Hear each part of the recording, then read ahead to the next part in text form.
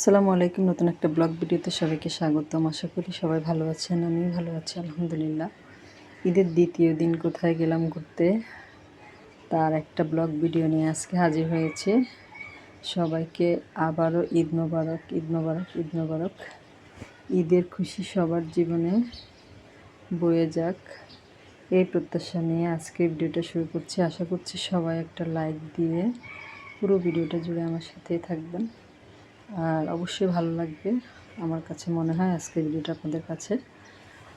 আর ঈদের দ্বিতীয় দিন আমরা একটু মাতুয়াইল যাব। ওইখানে আমাদের একটা পারিবারিক কাজে যাব। প্রথমে আমরা ওইখানে যাচ্ছি।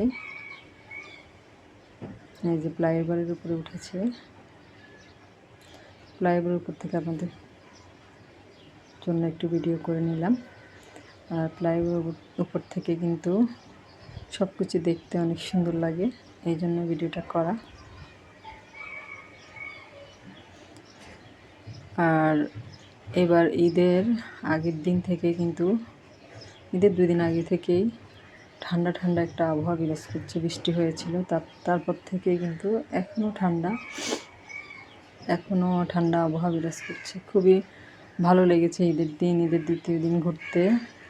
কোনো এত মানুষের ভিড়ও কিন্তু কোনো অস্থিরতা বা গরমে ঘেমে যাওয়া, নিজের সাজগোজ নষ্ট হয়ে যাওয়া, তার কিন্তু কিছুই হয়নি। এই জন্য আমার কিন্তু ঘুরতে অনেক বেশি ভালো লেগেছে। ঠান্ডা ঠান্ডা একটা ওয়েদার, খুবই ভালো লেগেছে।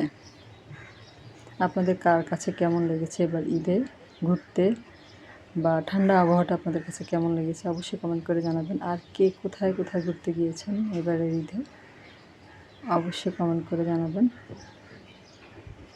এই যেটা আমি ফ্লাইওভারের উপর থেকে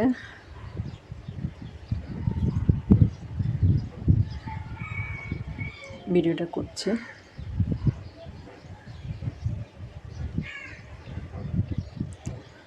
আর যারা আমার চ্যানেলে নতুন আজকে প্রথম ভিডিও দেখছেন, যদি ভিডিওটা আপনাদের ভালো লাগে তাহলে আমার চ্যানেলটাকে সাবস্ক্রাইব করে পাশে থাকা বেল আইকনটা প্রেস করে দেবেন। এতে করে আমি পরবর্তীতে যত ভিডিও দিব তার নোটিফিকেশান সবার আগে আপনাদের কাছে পৌঁছে যাবে। আর পুরাতন বন্ধু যারা আছেন আমাকে সাপোর্ট করে যাচ্ছেন, তাদেরকে জানাই অসংখ্য অসংখ্য ধন্যবাদ। এভাবে আমাকে সাপোর্ট করে যাবেন, আমি আপনাদের পাশে আছি। আর ইদানিং ভিডিওতে অনেক ভিউ কমে গিয়েছে। আপনাদের কাছে অনুরোধ রইল পুরো ভিডিও দেখবেন আর একটা গঠনমূলক কমেন্ট করবেন। আর যারা আমার ভিডিও পুরো দেখবেন অবশ্যই ইনশাল্লাহ বলে যাবেন, আমিও তাদেরকে ফুল সাপোর্ট করব।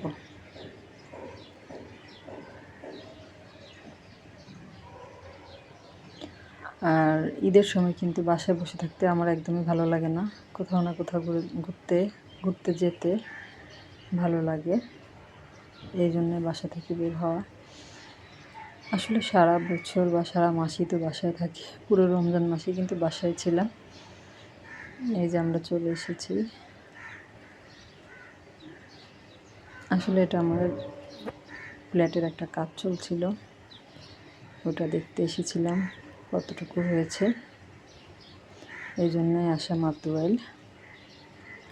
এরপরে এখান থেকে আমরা আবার চলে গিয়েছিলাম যে ধানমন্ডি শেখ রাসেল পার্ক। আমার বাচ্চারা একটু পার্কে ঘুরবে, এই জন্য পার্কে এসেছি। অনেক ভিড়, পা ফেলার জায়গা নেই। অবশ্যই ঈদের সময় এরকমই হয়, যেখানে যাবেন সেখানে কিন্তু ভিড় থাকবেই, এটা একটা স্বাভাবিক ব্যাপার। সবাই ঈদের দিন, আমি যেমন ঘুরতে বের হয়েছি সবাই ঘুরতে বের হয়েছে বাচ্চাদেরকে নিয়ে, এটা স্বাভাবিক ব্যাপার, স্বাভাবিকভাবে মেনে নিতে হবে, ভিড় তো থাকবেই। আমরা টিকিট কেটে পার্কের ভিতরে প্রবেশ করেছি। আর বাচ্চাদেরকে মাত্র 2টা রাইডে উঠিয়েছি, কারণ এত লম্বা লাইন ধরে মানে রাইডে উঠাতে অনেক সময় পার হয়ে গিয়েছে, তার এই জন্য আর বেশি রাইডে উঠাতে পারিনি। আর ভিতরটা একটু ভিডিও করে আপনাদের সাথে শেয়ার করেছি।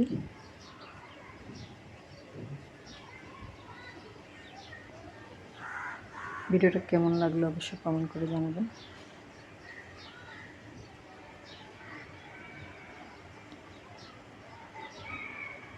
এই যে পার্কের ভিতরটা। এরপরে আমরা এসেছি তেহারি ঘর ধানমন্ডিতে তেহারি খাওয়ার জন্য। তেহারি খেয়ে আমরা বাসায় চলে এসেছি। এই যে আমার মেয়েরা বসে আছে।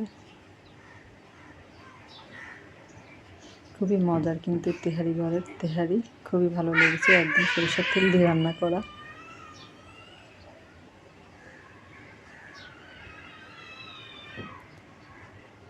সবাই অনেক বেশি ভালো থাকবেন। আজকে ভিডিওটা